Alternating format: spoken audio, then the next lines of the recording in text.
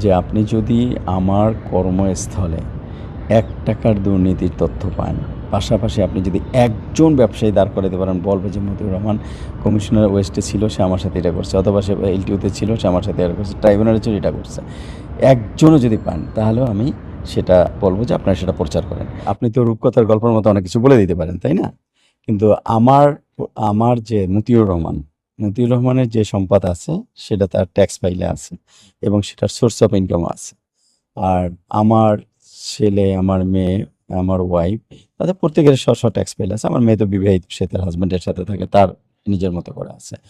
তাই বেসিক্যালি কাস্টমসের সবাই কিন্তু এটা জানে যে আমার কমিশনার হিসেবে যে একটা কর্মস্থল আছে, এই কর্মস্থলগুলোতে আপনি ৳১ দুর্নীতি যদি পান, তাহলে আপনি বলতে পারেন যে মতিউর দুর্নীতিবাজ। আচ্ছা, যদি না পান অথবা একজন ব্যবসায়ীকেও যদি আপনি জিজ্ঞেস করে না পান, তাহলে মনে করতে হবে যে মতিউরের একটা সোর্স আছে বা তাদের ফ্যামিলির একটা সোর্স